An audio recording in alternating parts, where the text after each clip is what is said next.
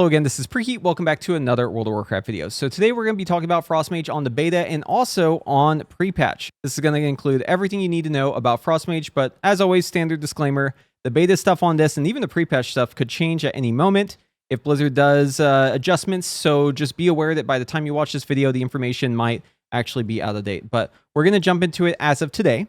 So in the beta right now, it looks like Spellslinger is the go-to choice for Frost Mage. Frostfire is pretty good. It's pretty good, but the issue is Frostfire, although it does do more AoE damage, it does less single target damage. The primary reason for this is that your excess frost and fire buffs as Frostfire are both just very, very minimal. They can't quite seem to get the living bomb thing right. They keep adjusting living bomb to try and make it work, but still just doesn't really deal damage. And unfortunately, it seems like playing around these buffs is, in pretty much every case I tested, a DPS loss. So until they get this figured out for Frostfire, it is better in AoE. I think generally speaking, though, Spellslinger is going to be the better choice here because even if you're playing in Mythic Plus where there is AoE, you're still probably going to want damage in single target too. And Frostfire does significantly less damage in single target. So in my mind, it's just a non-starter until they get that damage up in single target. It's very juiced in AoE, but it needs to get the single target juice as well. To start this off, we're going to talk about the talents, and the talents are actually very easy to cover because basically nothing is changing between pre-patch and once we've reached the beta with Spellslinger, but we're going to talk about the differences here. So when it comes to Frost, you're basically playing the same talents as you have in the past. The main difference is Ray of Frost. We're not taking this talent anymore. We now get more benefit from casting Frost Bolts if we have Death's Chill, so we want to actually lean into that.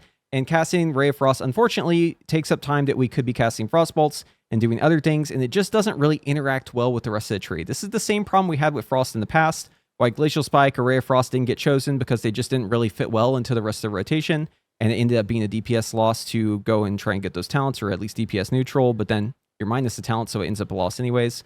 So yeah, in the end, basically, we are going to be playing this build, and notice I am actually playing Glacial Spike. And Glacial Spike is actually still good in the pre-patch. Obviously, we have our tier bonus, which is really, really strong with Glacial Spike. It gives us those flurries. We love Glacial Spike in the pre-patch. But on the beta, Glacial Spike is actually a gain, but it's got specific rules that you need to make sure that you do not break in order for Glacial Spike to actually be a gain. Because if you just use Glacial Spike like you do on live, you're actually going to lose damage. You need to make sure you only use it under certain conditions. But yeah, this is basically the setup here. We obviously want Comet Storm because we want to get the damage increase from it. It also does a ton of damage. Death's Chill is now actually working, so this actually does give us a benefit.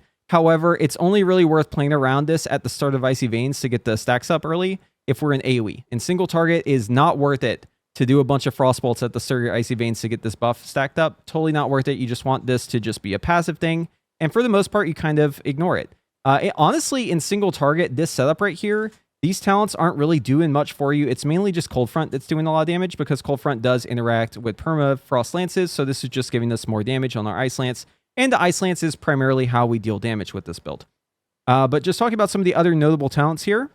So obviously Splitting Ice is a really great talent because it means that we cleave our Ice Lances. That's great. We also have Glacial Spike here, which then interacts with Splitting Ice, which means we get double the hits on that. And then Freezing Winds is not a very good talent, but we do pick it here in this case just because there aren't very many other good options for us. So it ends up just being kind of like the default pick. A lot of this stuff is centered around Frostbolt, but I will say when it comes to AoE, we aren't really going to change much. So there are actually two different builds you can go in AoE.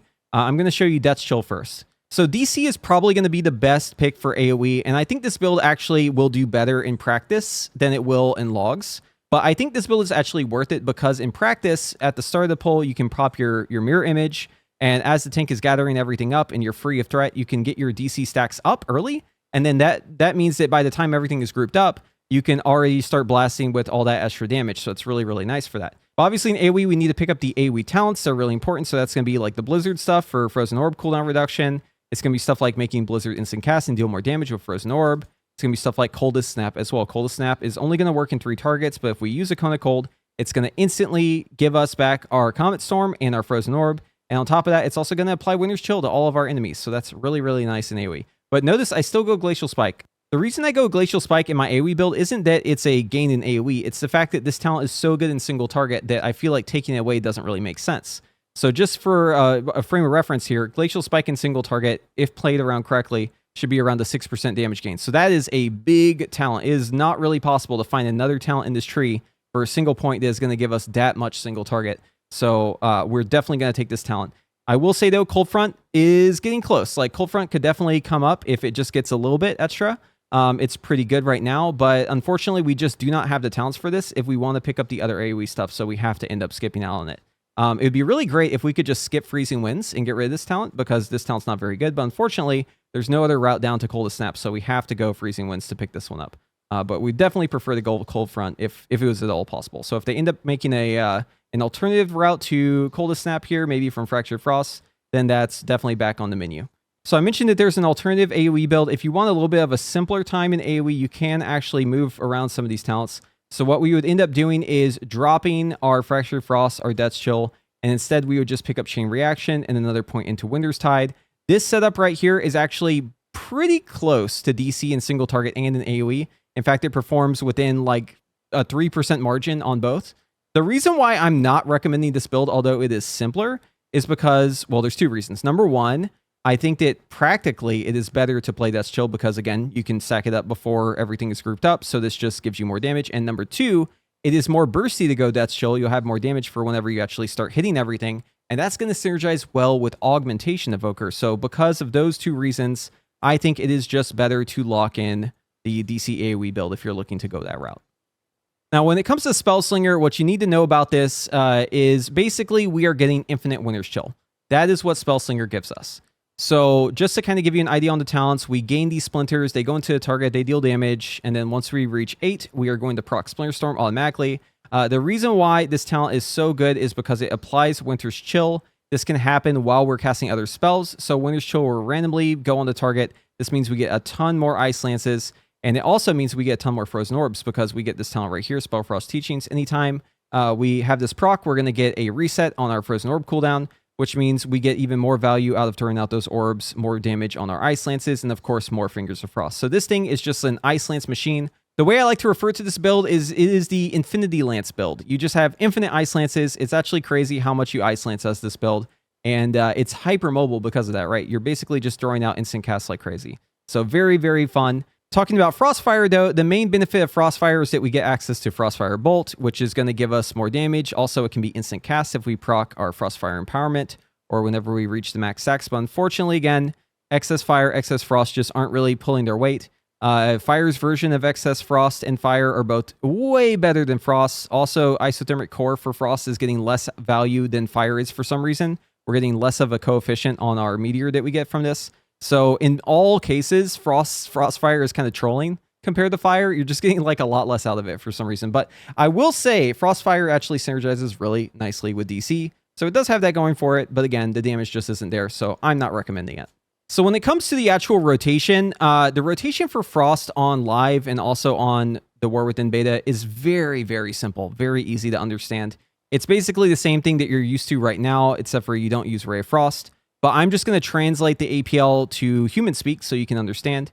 So in single target, we want to use Comet Storm in Winter's Chill. That's like our biggest thing. So for those of you who don't know, basically Frost gets damage if you shatter enemies, right? We get increased critical strike chance whenever we shatter, and we have other benefits to the shattering. Now, whenever we apply Winter's Chill is typically from Flurry. The target is going to act as if it was frozen whenever we use those Ice Lances on it. And we also have another proc called Fingers of Frost that makes our Ice Lance deal additional damage, and it's going to also act as if it was frozen. Now, these both kind of say the same thing. However, they actually are different, and if you look at Winter's Tide, you can kind of get an idea of why these are different. So, Winter's Chill says if it is frozen, it deals additional damage. This is going to be basically a way for it to scale the stack of both of these buffs together, right? So if you have a Flurry out, and you have your Fingers of Frost out, normally you would think, well, I'm just munching my Ice Lance, right? I'm getting less out of it because I'm wasting a proc. But actually, you're getting more damage out of this because Winter's Tide does provide you like an additional benefit on top of what you would normally have with Fingers of Frost if Winter's Chill is active. But the main reason why we like consuming Winter's Chill is because we get Splintering Sorcery. So this is every time we consume a Winter's Chill, we get a Splinter, right? Again, every time we get 8 Splinters, we get a free Winter's Chill. And then also we get Splinters from casting Icy Veins. We get them from our Frozen Orbs. We also get them from Shifting Power. And during Icy Veins, we actually get double the amount of Splinters. So this is going to be happening a lot. You're going to be getting a lot of Winter's Chill for free on this, which means you actually get a lot more splinters that you spend. Getting more splinter value means you get more Winter's Chill. Getting more Winter's Chill means you get more splinters, etc., etc. It all works together really, really well. Now, below Comet Storm, we have our Flurry. This is going to be if we do not have Winter's Chill already active on the enemy. So if we don't have Winter's Chill and we have access to Flurry, then we want to use that. But ideally, we cast it after we cast a spell that can use it. Because basically how Flurry works is whenever you press Flurry on a target, it's going to send 3 missiles out at a time, right? Each one of those 3 is going to give you 2 stacks of Winter's Chill. So if I press, I'm just going to get rid of the Winter's Chill here. But if I cast a Frostbolt into a Flurry, notice how it goes 2, 1, 2, right? That is because the Frostbolt I sent there is using one of the Winter's Chill, and then the second part of Flurry comes out and it re-ups it, and then there's actually a third one as well. So you can actually get 4 uses out of this if you're somehow able to anticipate that there's a Winter's Chill about to happen and you're not locked to the global. We'll talk more about that in just a little bit. But that is the essence of why we use Flurry, just to apply Winter's Chill, but we want to make use of it if we can by doing a spell with the Flurry, since we can queue a spell into Flurry and then get slightly more usage out of this. And then below that, obviously, we want to just use our Ice Lance, right? If we have the ability to get extra damage on our Ice Lance from Winter's Chill or from Fingers of Frost, both of those together, we definitely want an Ice Lance. And we also have Frozen Orb. So for Frozen Orb, we basically just want to send this on cooldown if our Icy Veins is up.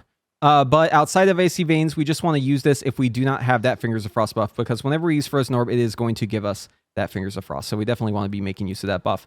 And then below that, we have our Shifting Power. And the Shifting Power looks pretty complicated here in the line, but just know this. You're basically using Shifting Power at the start of your Icy Veins, okay?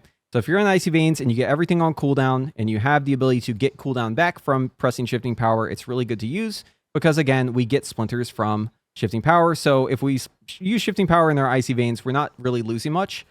Just know that on live, though, this is less important, right? So on live, you typically do want to use Shifting Power early, but it is less impactful in Icy Veins, and it would cost you a little bit more. So the value of using Shifting Power right away in your Icy Veins versus not can definitely vary, and there can definitely be a lot of situations where using Shifting Power outside of Icy Veins is preferred. But obviously for Spellslinger, we don't care about that. And then Glacial Spike. So Glacial Spike, you'll notice, is pretty low on the priority here. It's only about halfway. So definitely not a spell that you want to press like every time it's up. And it's very important to understand here. So obviously we want to use Glacial Spike if it's available, which means we have 5 icicles, right? We need to have 5 icicles in order to use Glacial Spike. So it says here, if we queue a Flurry after the Glacial Spike, that's good. Or if we have Winter's Chill up, that's good. But this part's important to note. So using Glacial Spike, if Icy Veins is up, is still going to happen sometimes, but it's actually very low priority.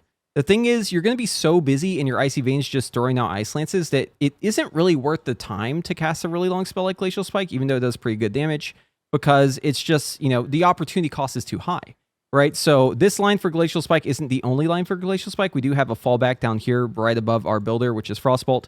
But just know that in Icy Veins, we are typically avoiding casting Glacial Spike.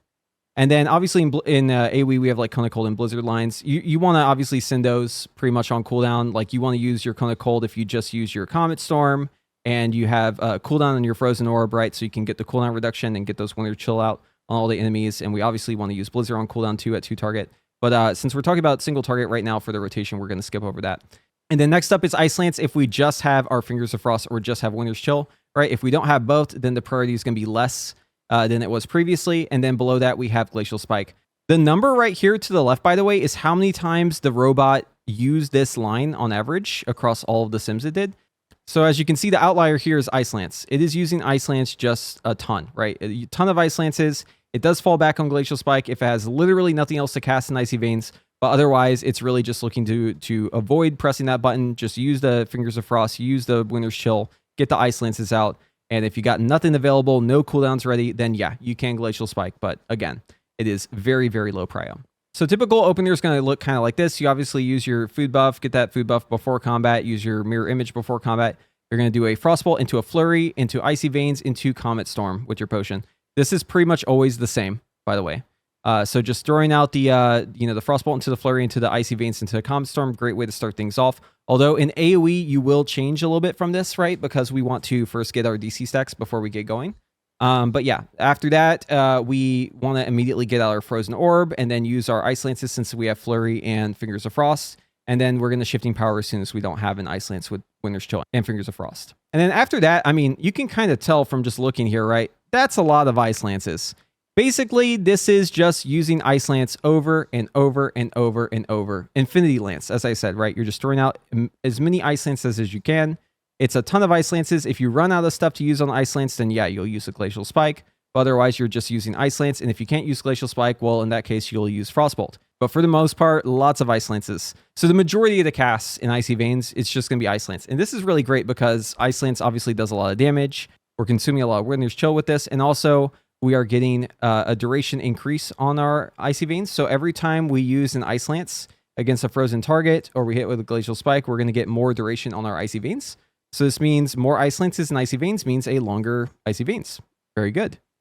So in terms of our actual stats that we want to go for Frost, typically we want to have as much mastery as possible. Now this character was set for Arcane, so I haven't recrafted everything for Frost, but I have made some changes. So we want to make sure that we get a ton of mastery.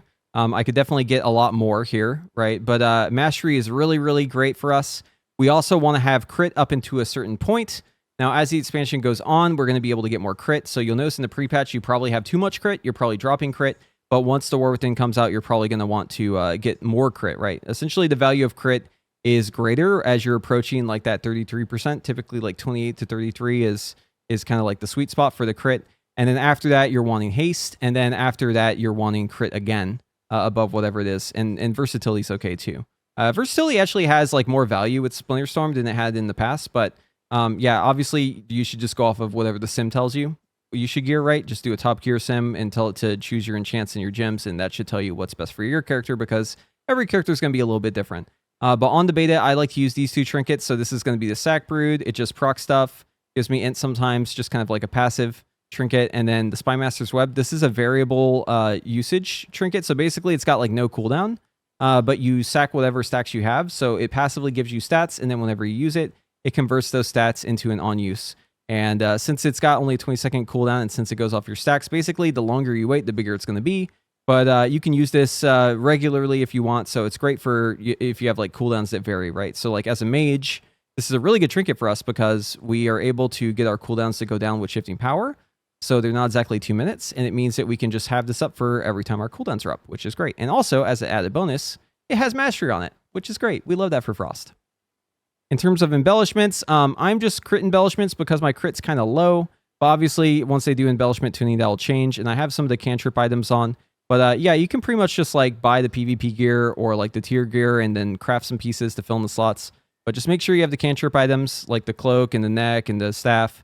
And then in the ring also. And then just pick up these trinkets and then grab the rest of the loot. So in pre-patch, Mage is actually not looking too hot. There's a lot of classes that are way stronger. I'd say BM Hunter is probably twice as strong as Mages on pre-patch. But obviously, pre-patch is kind of a hot mess. You shouldn't really look at this and make assumptions about beta.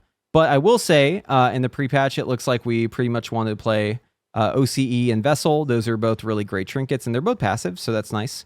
Obviously, you can swap them out for Umbrals, right? If you want more single target, that's great. And it's also got the Execute built into it. But yeah, for the most part, Frost is just going passive trinkets on live. So pretty much just get those two from the Bullion vendor and call it a day. So in single target, your rotation is going to look something like this. So before the pull, you'd want to obviously make sure that your barrier's up and that your mirrors are out. But once you cast your Frostbolt, you're going to flurry into your Icy Veins. And then you're going to call down the Comet Storm, use the Frozen Orb, get your 2 Ice Lances out. And then you're going to want a Shifting Power. My Frozen Orb just reset there. So actually, if I could react fast enough, I would keep that from happening. But you're just using your Frozen Orbs on cooldown. You're throwing out the Ice Lances if you've got the flurries or the Winter's Chills available there. Obviously using our Orb on cooldown as it comes up. And here I'm going to throw out my flurry into a Comet Storm again and just try to get through these procs. I mean, as you can see, just so many Ice Lances. It's like hard to catch up with all this. I just realized my pet's on passive. So let's fix that. But yeah, just trying to get through these Winter's Chills. Like if I have Winter's Chill down, I am going to reapply it. But I think you can probably tell just from watching me play, I'm just mashing Ice Lance over and over and over again, right? This is pretty much the rotation, right? Just infinite Ice Lances, throwing out the orb whenever possible, get the Winter's Chill whenever possible.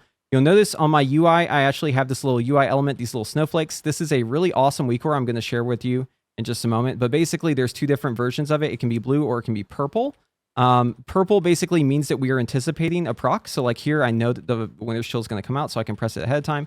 But now that we're outside of our Icy Veins, now we can start using Glacial Spike, right? So Glacial Spike, typically you just want to press that like if you're outside the cooldowns or if you're in cooldowns and you just have like nothing else to press. But it's kind of hard to find time for it, right? You're just doing so many Ice Lances that it's almost even hard to like fit in shifting power. So yeah, the rotation is just kind of Ice Lance, right? Just similar to Arcane that we talked about for Spellslinger. It seems like Spellslinger kind of has this flavor to it for all the mage specs it's involved with, where it kind of just makes you a spammer.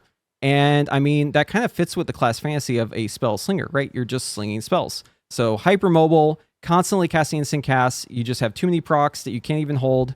And it does feel like you're kind of a machine gun in some ways. So I think it's fitting. Now, obviously, on pre-patch, you're not going to have the Spellslinger talent, so you're not going to get all those extra Winter's Chill, and it's not going to be as impactful for you to spend the time to press Glacial Spike in your cooldowns because you're not having the big opportunity cost. So you'll actually still want to press your Glacial Spike pretty much as soon as it's available, and you'll want to use a Flurry on pre-patch because the tier bonus is really good. But that's mainly the only difference. So for AoE, it's going to be slightly different. So in AoE, we want to get out our first Frozen Orb and our Blizzard right away. We also want to use the Cone of Cold combo. So that's going to be like Comet Storm into Cone of Cold into Comet Storm into Frozen Orb because it resets those two cooldowns. But we want to make sure that we're fully revved up before we go into that. So it's going to look something like this. We're going to do our same, Frostbolt into Flurry like we did before, into Icy Veins.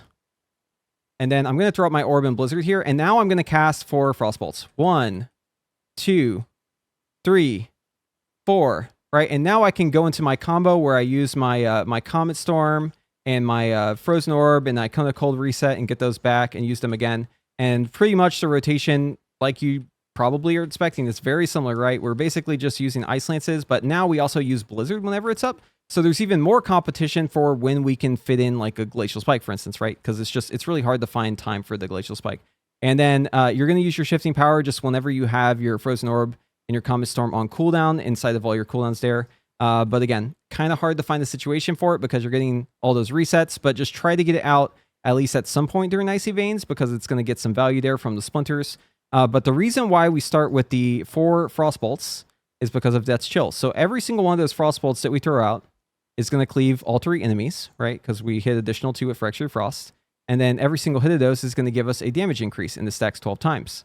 So since it is giving us 2 stacks and it's it's going to cap out at 12 and we have 3 targets that we're hitting, that means we do 4 Frostbolts, right? So doing that gives us just 24% more damage the entire rest of the duration of Icy Veins. It's very good. Very good. So obviously get this thing stacked up before you do your Cone of Cold combo with Cold Snap because that's going to be a whole bunch of bursts. But the value of getting the Orb and the Blizzard out earlier is still there. So definitely try to get those in first and then just rev up the stacks and go from there.